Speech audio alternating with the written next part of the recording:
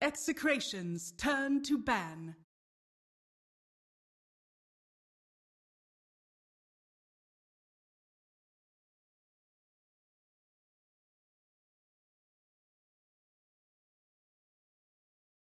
Ten seconds remaining. 5 seconds remaining. Reserve time.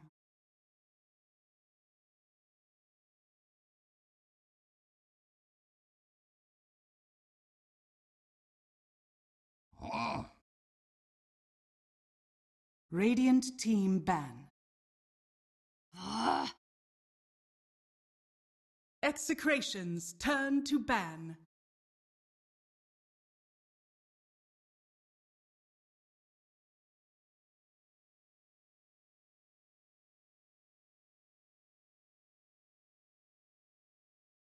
Ten seconds remaining. 5 seconds remaining. Radiant team pick.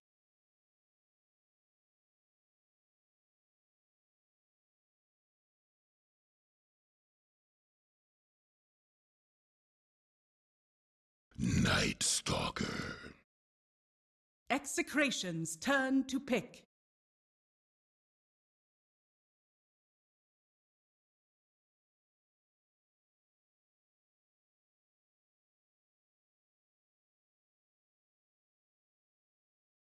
Ten seconds remaining.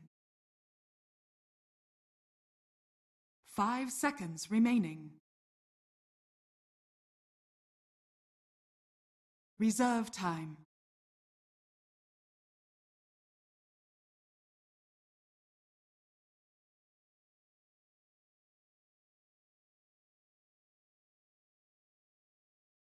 Dark Seer. Execration's turn to pick.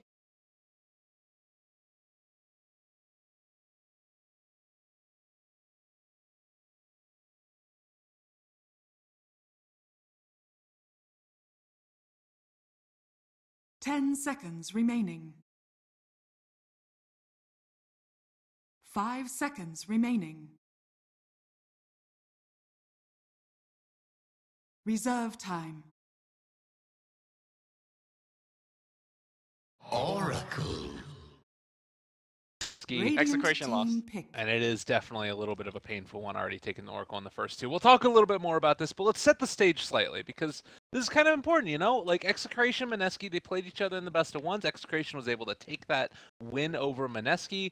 Mineski got knocked down to the lower bracket by Clutch Gamers, whereas Execration got knocked down by Fnatic, and Fnatic went on to qualify for TI 2-0 over Clutch. So clearly there's a lot of history going on between these two teams. But Lomi, we said they lost. Oracle, is it the time to pick an Oracle? I'm going to go to the buff right now. Okay. To see Oracle's win rate. It would surprise me if it's higher than like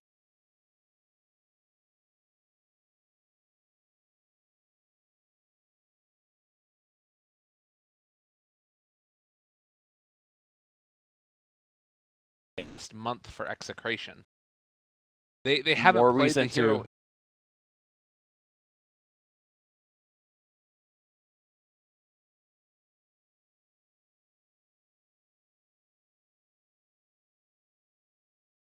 Witch Doctor. Execration's turn to ban. 10% win rate. Are we just watching like the 5 games at a loss? I guess. Is that what's happening? Maybe. I guess the idea behind What? it is that if it's a good Oracle game, then you end up taking it. Because They take a second phase. They don't even know if it's a good 5 Oracle game seconds yet. remaining.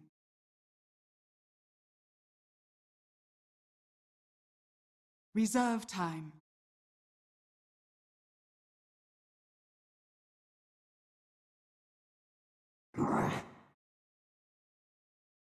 Radiant team ban.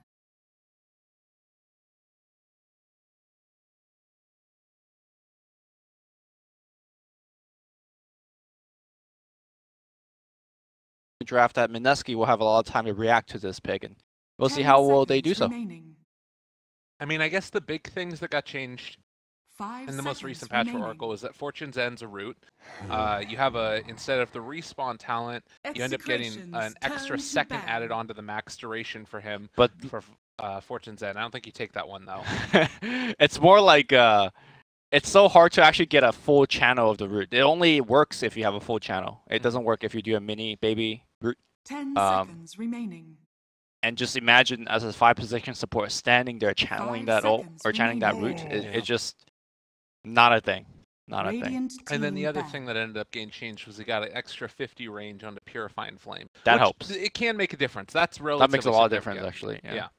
So in terms of what he brings to the table, early game able to find kills around the map maybe 10 pretty seconds effectively. The remaining. problem that we saw in the last series that we casted or that we watched of an Oracle 5 game seconds remaining. was that they just in the mid game they ran out of team fight. They didn't really have that Reserve follow up time. that you normally get out of a position 5, whether it's a Witchdocker cask or whether it's like an Earth Spike from a Lion or something like that.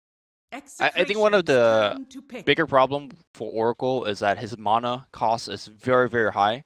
Like individually, his spells aren't exactly the highest. It's just that he is such a spammy hero because, in particular, the Purifying Flame's cooldown is 2.25 seconds. 10 And that is seconds your remaining. heal, that is your nuke. That's the spell that you spam a lot. And he 5 had a seconds huge mana remaining. nerf on the spell a while back. He's the 5 position support that may not have Reserve arcane time. boots for.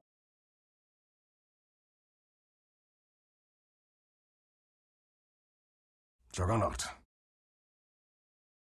Radiant team pick.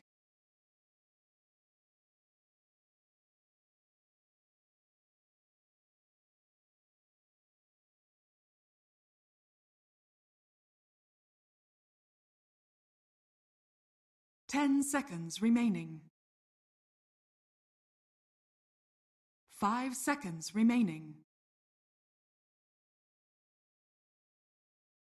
Reserve time.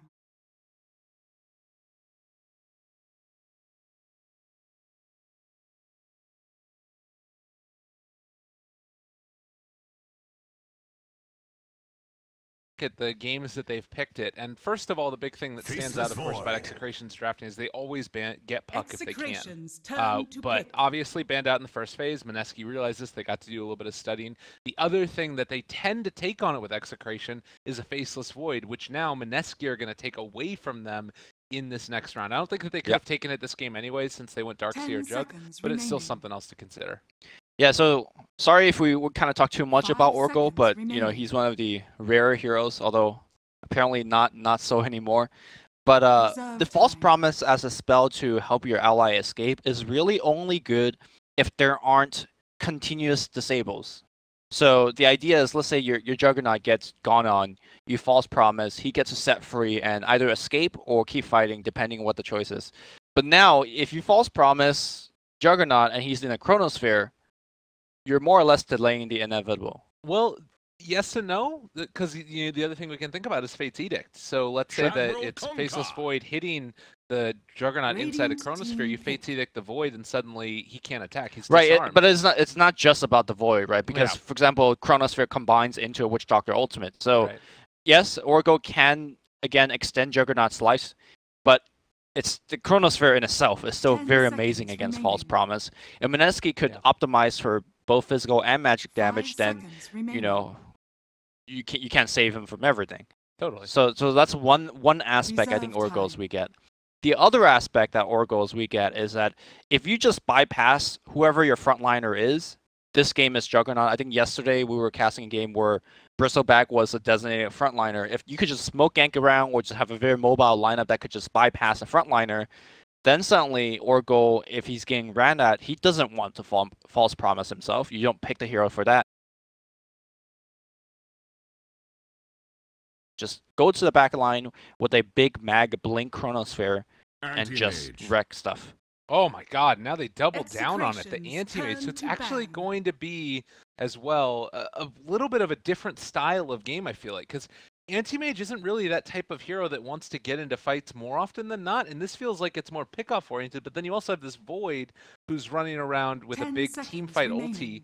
Is that just to be used to like I guess what 5 zone seconds out and remaining. like because it's hard to pick a melee hero with Void, right? This is a 4 protect one. You're gonna have Radiant Anti-Mage team doing his thing for most of the time, and then Faceless Void is gonna lead the rest of the team to take fights, objective, defend towers, and stuff like that. So yes, to your credit, Faceless Void and Anti-Mage when played together doesn't make a lot of sense, but I don't imagine they will be 10 played together too seconds often. remaining. Okay. Back to Execration's draft, I wonder if they could actually fit a 5 mid seconds Bloodseeker in remaining. here. We've seen Bloodseeker being played by Clutch Gamer as well as Fnatic. It is traditionally, oh, Good call. Radiant Never mind. team picked. but I was also saying You were it's on it though. That's very, very good pick against Anti-Mage. Yeah. Yeah, it's something that he's doesn't, and I think also it's decent against Void, if I'm not mistaken. I'm not sure I mean, how the you have a- time walk. You have a works, build-in but silence. Yes, Time Walk could get rid of the damage, but as 10 he's time walking, seconds he's taking more remaining. damage. That's what I was thinking. So- about, yeah. It's good against Void as well.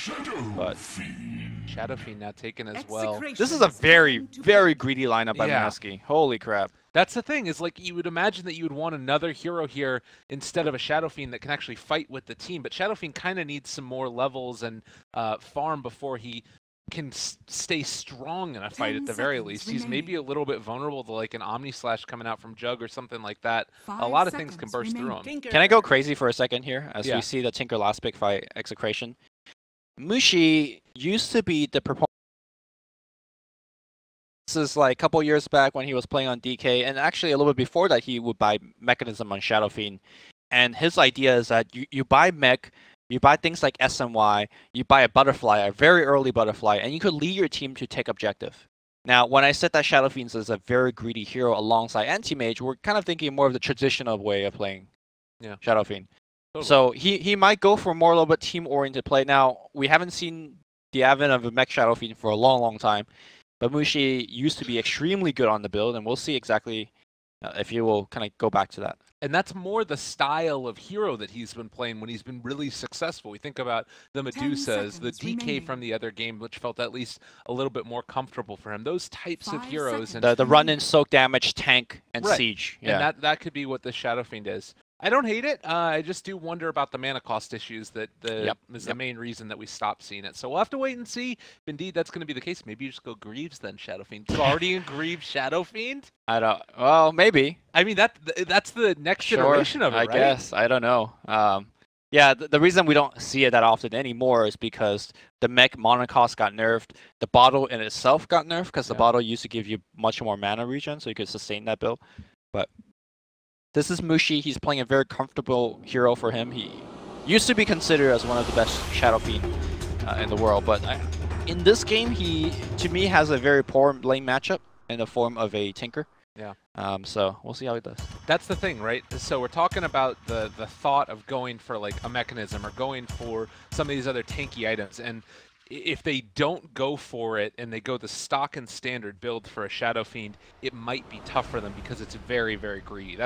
That to me is sort of the crux of this discussion. It's not so much that like we think that he's gonna go for that build, but more that it might be the best build for this game, which still isn't that great for that hero. But maybe they have something else up their sleeves that we're not thinking about as well. Possibility. The other thing that I was kind of interested in, when we saw an Oracle do a lot of big plays in the other day, Pando Puck God, they ban it out, yeah. It's kind of sad. It was actually Gabby playing Puck a lot the other day. Or team. Oh, wait, no, I'm thinking of different a team. different team. Yeah. Yeah, I'm blowing my mind. Clutch Gamers. Yeah. But the thing that I was looking at was Oracle against Witch Doctor.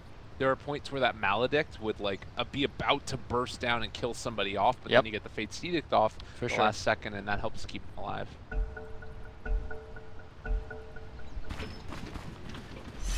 Actually, Oracle is quite good against Witch Doctor now that I'm thinking about it because you could just prop that magic immunity to bypass Fate's Edict damage. Or bypass the Maledict damage, sorry. Raging Potato. Ooh, baits Reor up with a Torrent. He has an Ion Shell on him too. This could potentially Yeah, be just follow first him. blood. They have boots Follow on him. Raging Potato. Got him. Easy first blood. Where's the turnaround casket? Oh, the baits. Trying to get out of The there. master Ion Shell, bait. it's worn off. They need to One more get him. Torrent. Easy Torrent. No, he's 9K gonna end up Torrent. dying. You had to go for that one, Raging. Gotta throw it out. You miss every shot that you don't take. The jukes, the okey doke, but Raging dead. Potato. for Rage Potato. Did they give this to Mushi also? Wait, is he actually going to get out of there? He's got boots. He's really quick. The rest of them are coming in. All right, Mushi, get the last hit. Mushi does not. Ninja Boogie, grab it. Reor will still survive. He's going to get out of there. Yeah, but look at the rest of them. I mean, they're trying to chase this down. I'm looking at the rest of them. Nothing happens because... All right, that was Raging Potato Man. That was all you. He had to go for that one. What is this Shadow Fiend said? Why is he white? Yeah, I don't know. This is really weird looking. All right. Check out the showcase mode. He's got Cauldrons of the Eternal Harvest. I never knew that the set was white, but I guess my my cosmetic game Battle isn't. begins. The real M God. Uh-oh. He is not actually there to block, so it looks like they're going to have Arc head up to the top lane. Shadow Fiend's block is going to be atrocious. They send Mag down bottom. They're going to run into Raging Potato again. Is he dead? Nah, Okay. he still has Base boots. Yeah. Brutal, savage, ranked. Well done, Arc. So it's not that bad of a block. Mushi was able to salvage it at least. And now they're going to do the standard thing that you do for Shadow Fiend, which is send a support mid, zone away the enemy mid for a little bit, allowing Mushi to grab a couple of souls. Like you were saying earlier during the fight, is had Mushi got the first blood there, oh my god. He goes to max souls pretty much immediately, and then he has, you know, an extra 400 gold to work with, which is easily is going to take him over in this lane. The unfortunate problem is that Mushi, or rather, excuse me, Arc getting the first blood is going to make what's already a tough matchup for Darkseer even harder. Did Arc get it? Yeah, he did. And okay. That means that you're going to be getting... Wait, did he? I think Night Stalker did. Night Stalker did, excuse me. Yeah. Well, nonetheless, Arc's still going to have an amazing lane down here. Yeah. So, generally, safe lane Darkseer is actually pretty decent in the sense where once you push out the lane with your Iron Shell, you get to, like, jungle the camps that's next to the lane and get a lot more gold out of the lane. But in this particular case, you can't do any of that because Arc is burning all his mana. With that said, Arc is playing rather close. Gonna need to pop this out. Raging Potato needed to come up here and help out RR, because otherwise this matchup is just impossibly hard. So. Well, I don't think Raging Potato actually provides too much of anything here. Like, yeah, you could maybe hit the Anti-Mage a little bit, but there's no kill potential because there's no Iron Shell mana. So he's actually here just sapping experience. So, well, that's the pull. That's the thing that he's going to end up having to do. So that helps a little bit, I think, is the idea that you need somebody to help you maintain lane equilibrium. Yeah, I guess so. To me, this is a case of, I feel like, really not having a good home in a lane where he could actually get ganks off. Because his lane partners are just not that strong. I think the best lane that he could probably gank is the bottom lane, where an X-Torrent into a spin might get something done, but that's also against a Faceless Void. So to me, I think Raging Potato needs to find a lot of good movement around the map to get something, anything done. And his rotation is now currently scouted by Ninja Boogie. In fact, they're setting a trap for him. They think that they're getting Mushi. In fact, Raging Potato is getting the feed on. Oh, good blocks by Reor as well. They're going to try and find a secondary body blocking with a couple of raises. This should be a kill for Mushi, so maxed out on souls. Beautiful trapping set. All right, Mineski looking pretty good here. The other interesting thing to keep our eyes on is, you mentioned like a potential for a kill down bottom. Even if they did manage to find like that full assortment of combos here, it's going to be tough to take down Mag, and LD actually X's a little bit prematurely, and now Rooted pulled back in. I don't know if that was absolutely perfectly done, and he's going to pay for it. No, it was. This is actually very smart. They X him up, and then they channel a full root. No, I'm saying that by Mag. By Mag. Well, he also had to jump at that point, because if he didn't jump, the root prevents the jump from happening. Yeah. And then the torrent flies out, and then the spin going on at the same time. So really, it was no matter what Mag did, he was dead. Yeah. So that was a perfectly timed execution by Execration. The only thing he potentially could have done would have been like to jump into the root, sort of, and try and get some type of a, not disjoint, but catch so jump it in into the tower. Exactly. That would be a bow played lyrical. I don't know about that one. Like to get over into the trees here where they can't see him, but it's still just so tough at that point. Yep. But 4 minutes in, looks like we are going to be getting into that first nighttime, and Night Stalker wrapping around. Going to be able to get into range for James. at least for now. But if he steps too far forward, this could be a kill. They know that Witch Doctor does not have Voodoo Restoration. He's only level 2 and he's shown both his spells, so they're going to make a gank mid. But oh my god, that casket perfectly on point. And now James going to be in a lot of trouble. Mushi looking for that C raise. The raise. That would have been a kill, but a little bit off the mark. And because James had brought him so low with the rocket laser, he didn't feel comfortable going any further. Yep. But even though the Mushi didn't get the kill mid, I feel like Mineski right now is doing amazingly in all 3 lanes. You talk about Arc just dominating R up top, Shadow Fiend, you know, getting kills earlier, and even though Face's Void did fall down, I feel like moving forward, all he has to do for this lineup is to be a walking chrono, and he just only needs like level 7 or 8 for that, so should be fine. Yeah, and you compare to like what these later team fights are going to look like, and I mean, Night Stalker isn't the best at as far as like, you know, starting and getting big combos out there for a team fight, but he can also pick off the supporty heroes in the back and get better vision for the team. Whereas Oracle is, unless he's able to like, you know, save a key target and turn the fight around that fashion, it's going to be tough for them to take a fight. Yeah. Comparing to what Mineski's heroes are capable of doing, I mean, obviously both sides heroes are very strong, but Execration's hero, you have to kind of initiate in a very proper manner. Speaking of which, mid lane Mushi. It should be a kill as they're trying to pull him back in. They have the Requiem. They aren't actually going to fully commit to it. No point up as of yet in the rearm, and the rotation comes in. James in trouble. Yep. It's going to end up getting taken down there. They try and turn this back around. They throw a root onto Mushi, but I don't know if they're going to have enough damage. With Night Stalker coming in as well, Raging Potato is just forced to back out. I wonder if they got surprised by that as Mushi grabs a regen rune on top river. God. Easy play by the M-God, which is leveling the ultimate by 6. Some players do it, some players don't. And the fact that he was able to walk into the tree, channel Requiem, actually did a little bit of damage to Tinker on the way out. That was the game changer there. So good adjustment there by Mushi, expecting a lot of attention to his lane and rewarded by going for somewhat of an unorthodox skill build.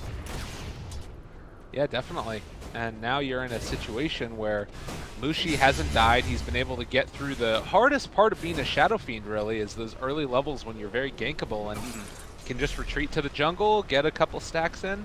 Do you think that there's any way still for Execration to punish the greed that's coming, or do you think at this point they're kind of past that? I think they're past that. Like, look at Execration's lineup and tell me what is their initiation power. It's just the Kunkka, right? But you're playing a Kunkka that's been roaming around. He's actually level up Torn instead of X marks the spot.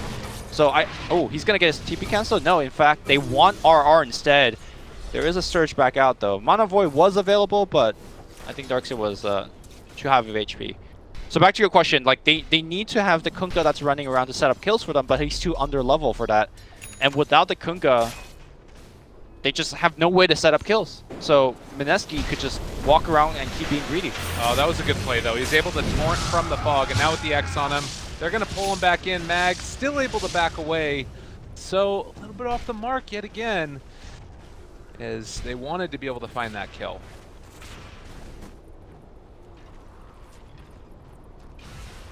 Missed gank on Mushi mid, missed gank on Mag bottom. Oh, this might not be a missed gank. Ninja Boogie wrapping around the mid tower. Flies, get a little bit of vision on James, but decides to not go for it. It's not like you lose a ton on this Tinker by not going for maxing out the March build, but it does sort of hamper, at least for now, his farming capabilities. Yep. The one thing I've noticed that Mineski is also doing better than Execration is their attention to getting stacks on. Hold that thought here. Bottom R. Trying to go again. Mag's gonna hit. Some damage. They need to X him up again. And they get him. They haven't been able to find him. They pull him back in yet again. Ion Shell, but it's not enough damage. I mean, with treads, and now he salves back up. He's full HP. They're ready to go. Oh my god, they just dropped the Chrono! Why not? I mean, like I said, he's a walking Chrono bot, right? So the rest of the 4 Mineski players are going to just get kills, buy time, and then Anti-Mage is going to come out and be the beast that he is. Raging Potato is in a very precarious spot right now. I think he can't get pincer though. This is bad, and I mean, Void doesn't last that long, but the Torrent, it's not going to connect. Feeling real bad for Execration. Another slightly off the mark raise will ensure that they don't go fully forward for Raging Potato. Yeah, the fact that the cask did not bounce back to him. means the kill wasn't going to happen anyways, regardless of the race hitting or not, so not a big deal. So my curiosity is, what build is Shadow Fiend going for? We could go for the standard, like, Hurricane Pike stuff, which is definitely a very strong sieging build. And that's, I think, more likely here. Yeah. But we'll see. The other thing to kind of keep our eyes on, of course, is going to be the farm of this anti-mage and how quickly he gets into that Battle Fury. I guess the other thing that's kind of going to be interesting in this game is if the Oracle is able to get into levels and enough of the net worth to get into those arcanes pretty soon. It looks like they are going for another wraparound here. Oh, but Void is here already. Are they doing a lane swap? Yes, they are. So the anti-mage kill that they wanted is not going to be had. And if they get the Void, like, it's whatever, I think. Well, tough times indeed.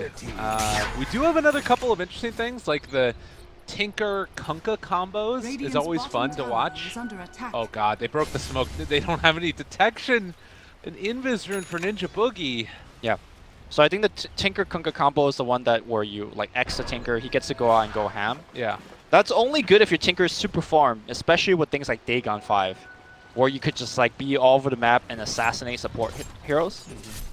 We're very far away from that. Tinker, talking about his farm, he's actually doing okay. He's only 500 gold behind the Shadow Fiend. And as we know, Shadow Fiend is a exceptional farmer once he does hit the stack, so pretty good spot if you ask me. Yeah, and he's just finished off those Boots of Travel. He actually has the 2 points in Rockets, 3 points in Laser build, so if there is a potential for a gank somewhere, this is where the map could start to open up a little bit more. And we do see now the supports of the Dire side start to sack away. And that's one of, I felt like they are somewhat weak at.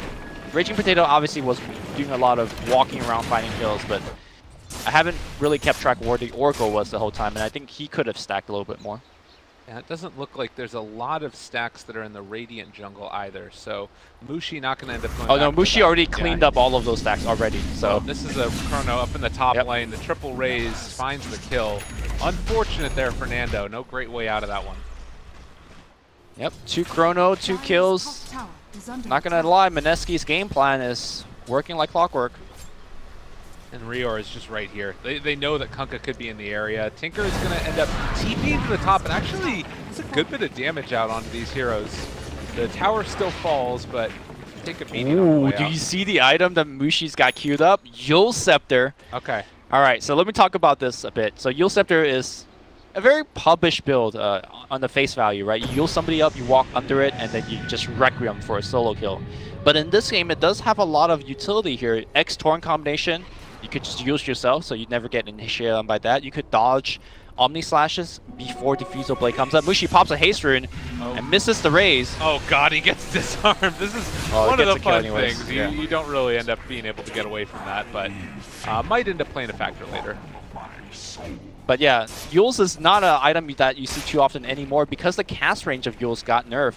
But I think this is the few time and places that it's going to be quite good because it doubles up as a both very strong initiation item and also a defensive one against the Kunkka. The other thing that's so nice about it is that if we do start to see not only just the, X-Torrent combos, but also later on if it's X-Tinker plays, you can Yule's him at the end of the duration of the X, and then he's not going to end up going back home. And suddenly he's way out of position and usually way out of mana. But an X-Torrent combo with the bow is going to connect onto Mag. Omni Slash, he's just going to get away! No. Oh, Execration. So, I mean, having your bolt cooldown is not that big of a deal, but having the Omni Slash on cooldown and not getting something out of that one, Mineski is not going to be respecting. They get to like play a lot more aggressively with the Chronosphere. Speaking of which, Mag does have it in 15 seconds, so I'll be expecting a gank very soon. This is a big problem for him, and you can actually see that Mag going back for the Vlads at this point. This could mean that Anti-Mage goes directly into some more fighting-oriented items after the Battle Fury if they want to. Yep, doesn't have to by any means. And RR going to be caught, scouted out here. They're bringing in the rest of the heroes. They are going to have both back up in 10 seconds. They are able to save as well. That Dark's here for the moment, and well, Ark going to be able to walk away, so he's fine and dandy. Looks like the rest of them will not quite get out. RR doesn't get enough heal through the False Promise, so he had False Promise on him, had like no HP. Ninja Boogie gave him the good old Void and an Urn. And despite the first usage of the False Promise. He still dies. And look at how aggressive Mineski's being right now. They are expecting somebody to defend the tier 2 mid, and they want to punish them. They want to get the Tinker there, and they could still. I don't know if it doesn't look like they have vision in the area, but if Mushi is able to find the Tinker here, this would just be a devastating blow. James, he's walking back right now. Mushi gonna maybe run into him. He's gonna walk right up the hill, and that was you have a Yule Scepter. That was a little off. What are you doing? They still should probably be able to get this James kill, I think. Oh my god, Mushi misses another raise after. I mean, that's the thing. Bottom, Chronosphere has been used, and Raging Potato will get picked off as well. All right. Okay. We don't know when the last time Mushi played Shadow Fiend. I did say he used to be one of the best Shadow Fiend player, but right now is not. Let's just say he's not Yafit's out here. The thing is that he's still getting He's it done, #1 right? net worth, guys. Like, I know Twitch chat is going ham right now, but they are winning. That's what matters the most. Exactly. I think I said it on the panel the other day that you don't get prize money scaling based on the number of kills that you get or how many raises you hit. You should, though. Yeah, you should, definitely. All right, Mag gonna get caught in the Torn again. That's a lot of damage. He actually just gets blown up. So a little bit too cavalier with his play. The Faceless Void drops down.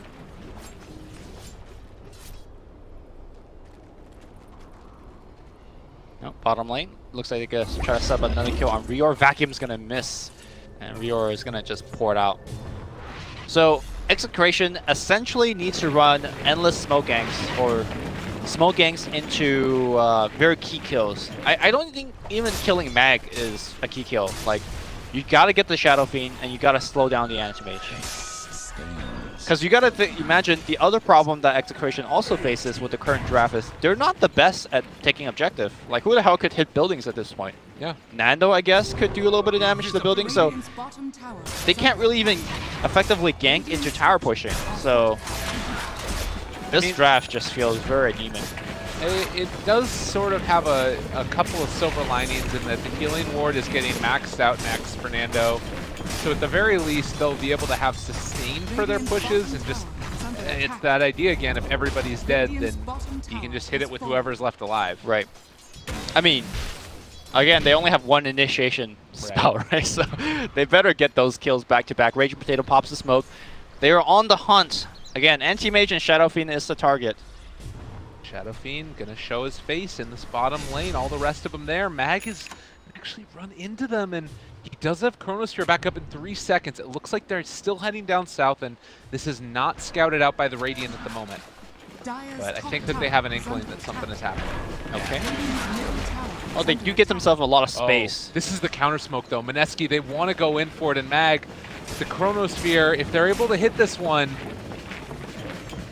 looks like they might just run into the Darkseer first, and I'm not sure if that's the target that you want. He's going to end up surging away, and it looks like Execration dodged the gank. I think where both teams misses like ganks like that, I think Mineski is in the favor because Anti-Mage has... Well, all right, he hits that one. Yeah. Perfect. Well done. Got him. Yule's Blink Dagger. Look at the damage, dude. Yeah. He just chunked that Darkseer from 100% to like 5. It's a good combo. I mean, there's a reason that people were doing it for a long time. Ooh, I wonder if he's going to fully commit. He's got the Blink Daggers already. Yeah. By fully commit, I mean getting the Axe Scepter after that as well. Mag is going to eat the full combo and going to get burst down. All right, good 1-for-1 trade here. Again, even trades are all in the favor of Mineski because they got by far the better late game. But let's see if Execration can get a tower. They do have by far the better late game, but you also... I think that like this Yule's build is also to get stuff done around the map. Like, he needs to be able to be a presence and constantly be a threat. But it is still going to be, at the end of the day, more not like the Anti-Mage getting the majority of the farm, right? Which like, she is. Mushi has to get the hero kills over and over again. Yeah. I mean, Shadow Fiend currently right now is ahead in terms of net worth, but you know, we all know, we've seen Anti-Mage games. He's going to take over. Well, I guess the point that I'm making with this is that if Shadow Fiend fully commits to this magical damage build until he ends up getting into that 2 damage per soul talent, it's all magical. And if Oracle is there and they're grouped up around I see what you're saying. Then you have a Fate's Edict. Suddenly that one target that you blow up doesn't die. Right, but you know, Requiem is also an AoE spell, a That's rather true. large one. That's true. So, my curiosity again is if he's gonna fully commit for the Aghanim Scepter build. Looks like he's gonna go for a BKB instead. Now the rest of the team is rotating in. Chronosphere is at the ready. They are gonna scout him out. They jump Mag jumped to the wrong side. Expecting the teammates over there, and now they go on to him. Oracle's going to be here for the save and the turnaround boat combo. It's only going to connect onto one, but still a lot of damage being dealt onto Rior. They have the Shrine here as well if they need to use it, but he's at the full HP, so Chrono used, nothing gained. That was one of those, like, we are committed, let's go for it, but... Okay. Mushi finds himself a nice little pick off there. Mushi styling now. It's what's needed. He has to do it this game. He is going to be sort of looking over here to the side, but won't run into Tinker. Do you think that Tinker goes for like a Hex build this game? It depends on how well he does in the next couple of minutes. If you can find a Hex really quickly, then good. But Lotus Orb is a fairly easy counter that could come out from either the Witch Doctor or Night Stalker. Okay. So I think it's perhaps better to go for more of the burst damage kill build. Yeah, and that tends to be what the Aether Lens signifies, is like going into Aghanims, something like that. Yeah, Aghanims, Dagon. I mean, I guess the thing that I keep on seeing is that this net worth that's populated at the top by Mushi, but he's not necessarily going into like the complete and total carry build. Yep. Anti-Mage is a little bit behind the Tinker and the Juggernaut, and that's the only reason I'm slightly worried about this, especially since Darkseer is finishing off the mech and going next into the pipe, or into the Blink Dagger. So they have like the secondary form of initiation soon. Yeah, one of the big danger of the build that Mushi's currently going for is that if you don't, like he kind of reminds me of how Ursa is, where Ursa is very strong early, you get a lot of kills, thus you get a lot of momentum. But the first couple of times you die, you lose a lot of that momentum that you gain. Like 4,000, 5,000 of his current net worth is into items like Blink Dagger and Eul Scepter that doesn't give you much right-click damage. Oh, X-Torrent bow misses completely. Uh-oh, Mushi is in the back. He could run into Raging Potato here, but Lemek's in the area as well, and that's the one you want, I think. Just Eul's him. Or just Chrono him. And there's going to be a Torrent. They try and turn this. Eul Scepter turn onto Kunkka. Lemek ends up disarming him, and Raging Potato not going to be saved by the Oracle this time around. It's very interesting. Ooh, nice vacuum wall on the back line here. Rior looks like he will get pit down. Mag on the run as well. It does have yet another jump. He should be fine. James, maybe he was there waiting to see if they could get it before the jump happens. Whoa. James is going in here. He needs that regen rune first. I'm surprised that they Chrono one and went for the other. Is he going in again? He wants to take this. He has vision the regen rune, they're going to keep it going. The plays, he's going to get the kill, James. Maybe you do. Oh, run, no, Mushi! Mushi! Oh. All right, so the previous mistakes of not getting till, that was like whatever. You eventually got the kill. But that one's huge. That's the Tinker. That's the highest net worth on the other side.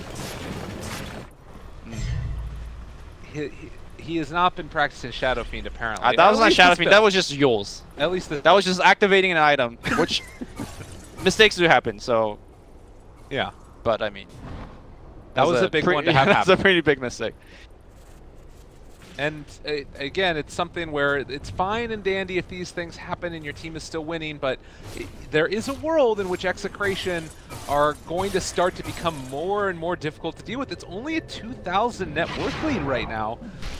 Granted, you are about to start getting into the big stacks that have been built up around the map for Anti-Mage. We're also getting to a point where I know you think that Execration is like kind of moving forward with the items, especially with Tinker and the Juggernaut, but I think the Anti-Mage timing is about to be a big issue here for Execration. Once that Manta's finished, he can begin solo killing supports. Split Push becomes a very dangerous game. He adds either Basher or, let's say, Aghanims on top of that, where he becomes a very strong defensive unit, or a very strong offensive one, then I think that's where it's lights out for Mineski. Mineski has about... Sorry, lights out for Execration. Execration has about 5 to 7 more minutes to get something big going, because if the game keeps going at this current state, Radiant's bottom I think they're tower going to is just under attack. flat out lose. And this right here from RR is going to be one of those big things that allow them to make stuff happen. The Blink Dagger, unfortunately, it's coming about 20 gold too late, as it looks like Mineski are going in to take down Roshan. And unless this is contested, it is a huge problem for Execration to deal with. Mineski finishes the BKB, so this is, especially with the Aegis picked up and the Mantis out finish on Anti-Mage, this is going to be Mineski one of their first peaks of the game in terms of the overall strength. They could group up and just take objective if they would choose to, or I think they could just keep on split pushing like they have been. Split up the map, have your Faces Void as well as the Night Stalker look around for kills, have Mushi walk around, get solo kills as well. Yeah. Has himself a Haster in as well. Yeah. Night Stalker, yeah, we talked about the Aghanims going to be on the way for him. We had mentioned the possibility of a Lotus Orb, but doesn't look like he wants to go for that yet. And Witch Doctor is actually building into a Hand of Midas, so they're all building towards these items that are at least prepping for the late game in case it goes to that stage. Yeah. I think the other very important kind of timing here for Mineski is the fact that Shadow Fiend is about to hit level 20. Being able to select the, you know, extra soul damage talent is very important should he decide to go for that one. Oh, Arc almost found the AM there. Raging Potato actually gets a hold of him. And Nando is here as well. He has Manta Diffusal Blade. Very low HP, but can he get out of there? They're chasing. They want to run him down. Can they get there in time? They aren't going to not quite get him. He's on the other side. Blink, is it going to be enough? No. They can't catch and kill that Anti-Mage. Yep. Orko got a little bit greedy. He needed to just root immediately to extend the chain stun. Dire's bottom tower is under attack. He didn't. The Aegis is still alive. Fortunate. Well, Mineski definitely very happy after that movement, and this game is just so scary for Tinker. If James gets caught by either the AM or the Shadow Fiend, I think it's just lights out. Either one can blow him up instantly. Dire's middle tower is under attack. Just don't get caught. Yeah. Easy. Easy All right. play. As getting caught, he gets chrono mid, and then he says, No way out of that one. The Jaboogie is going to get the silence out on the Darkseer. No Greaves at this point. Does have a mechanism. Going to pop it now. They turn to fight. Jaboogie is going to actually walk away, but there's the vacuum wall that they needed. Rior now going to be ran down. No more Chronosphere. They drop that Requiem off onto the Oracle's head, and that should be the death of him in spite of the false promise. So big, bad Anti-Mage, as well as all the rest of the heroes. The whole cast and crew of characters is taking him down. Yep. 2 supports for a mid off lane. Mushi and his friends does win yet another huge team fight. They still have the Aegis going here on the Anti-Mage, so he gets to continue to punish. Not gonna lie, I think the game is over. Yeah, I think so too. But mistakes can happen. Mineski needs to make some repeated mistakes over and over again for Execration to have a chance. So we'll see if Execration could force a couple of mistakes with, let's say, a key smoke gank into a tier 2 push or something like that. It feels like right now the Anti-Mage is the be-all, end-all. If they can find him, set up fully, and get the kill, like that one gank, if that happened and they took down the Aegis, I think that changes the entire complexion of the game. Right, and then that means the next one kills the Anti-Mage, and perhaps you could get a tier 2 out of that. Right. So, now, Tinker is one of the stronger late-game scaling heroes. He can go into a array of items that could, either kill or, like the Hex you suggested, disable. But he is also struggling himself. I love the item choice picked up here by the Faceless Void, the Shadow Blade. That also turns him into a solo killing machine, or at least sets up for the rest of his team. So if you look at it from a Tinker's perspective, this game is really hard to play him, the hero, because Yules into an Requiem, you're dead. Chronosphere, you're dead. Night Stalker flying over the trees finding you, you're dead. So, or Anti-Mage even finding you, you're dead. So we keep saying that James needs to play exceptionally, but it's so hard for him to do so. And I think Execration is starting to run out of time. If they win this game right now, it's going to be off the back of James' amazing plays. The other thing that we do have to keep in mind is that Arc is also going to be going back now for an Aghanim Scepter. So a lot of those disabling spells that we've been talking about no longer going to be functional. And Mineski getting set to go in towards mid. If they take this fight badly, maybe that's an opportunity for Execration to get back into it. And Looking for the opening now. Shadow Bladed Mag. He's going to run to Raging Potato. The Oracle is there as well to keep him alive, but the backline is coming in. He jumps forward, only catches the Kunkka. I think that he's still going to be okay through that. The vacuum, whoa! He pulled him into a couple more, and now that laser is going to start to bounce out. The Omni Slash not doing quite enough, and Limik is dead as well. Multi-kill, double kill for Mushi, triple as well. Can he take him down the rest of the way? Nando trying to get out of there. They are going to kill off the AM, but it's only the Aegis. So they could X down him 3. again. All right, a little bit slow. Dire's middle tower has So that was like arguably one of the worst Chronosphere that you can have, because the Chronosphere led into the rest team being vacuumed back into the Chronosphere. Great play by Darkseer. But still, Mineski is so far ahead, and Mushi showing up with his Aghanim Scepter newly purchased that even though the Chrono was bad, it didn't matter at all. Nando might actually just be dead here. Maledict taking. It's a lot of damage. He's going to get back in time. Okay, I think he's fine. And the problem is that the rest of their barracks is dropping so quickly. And I mean, I guess you got the disarm there, the vacuum on to 2 with that's the torrent. nice. It's a decent start, but it is Elena Barracks, and that Dire's hurts. top tower is under attack. Now there's an Ags on Arc, so he becomes super hard to gank.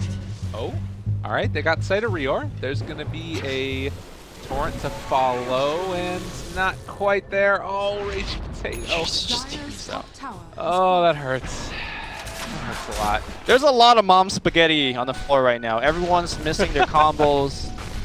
X-Torrent should never be missed unless you're, being stunned or whatever. You know what? It might have been that the torrent was on cooldown. From Okay, that's earlier. fair. I That's think fair. that's what it was. Yeah. All right. So sorry about the flames. Maybe It's not okay. mom spaghetti. So I think that you've got with Ags a little bit more HP on the anti-mage. He's at 2100 right now, but not invincible. And being down Elena Barracks as a Tinker is not the end of the world either. So it's really tough, but if they can catch and kill the anti-mage a couple of times, that's where maybe your game starts to come back together. And they haven't shut down all the map control either. Like if they pick up a gem on Radiant, which they do have on Night Stalker now, like this is the period where But they have to punish. How do they kill the anti-mage? Right. He has Ags, right? Like Tinker's working towards Hex, so you need, I guess, to break the Ags and then Hex him, and then I guess Omni Slash on top of that. But that's a lot of things that needs to go properly for them. I guess you hope Mad Chronos his team. That there's also that, because he came close to doing that last time, right? He Chrono only one person and Darkseer vacuumed them in. So there's also R making a huge play. I think that this right here is the time when they have to do something, because as soon as the rest of these wards go down, they're completely dark around the map. And if they don't make use of the vision that they have, either smoking towards a ward or whatever else, waiting for them to get dewarded, it's just going to make the game that much harder. Yeah. It's hard to say what is the right play here for Execration. They are just so far behind. They need to start to take like very big risks, like you said, like just go out there, make something happen. Because waiting, I don't think is the appropriate move. Oh.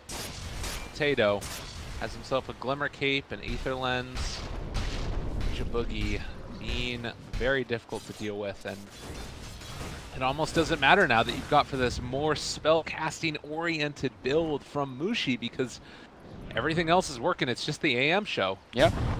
I mean, if you look at the Shadow Fiend, it looks like a really rare build, but imagine in certain different lenses that he's like a Lina or a Queen of Pain or even a Puck that's just walking around, kind of playing a tempo controller. Except a tempo controller that could just blow up anybody. So if you kind of think about it from that perspective, it's very fine. Like when the hero was first selected, I was like, oh my god, that's really greedy. And then we thought, we kind of looked at how the game progressed. I talked about the mech build, which again, it's a little past its time, but this is a similar style, right? Where you don't play the right clicker, where you don't suck up all the resource on the map. Instead, you walk around, control the tempo, control where the enemy can be, and get kills. Totally. I say that he's still the top net worth, so maybe he is sucking a bit of net worth out of the map, but That's farming heroes, so. yeah. All right. He's 10-0-5. Yeah.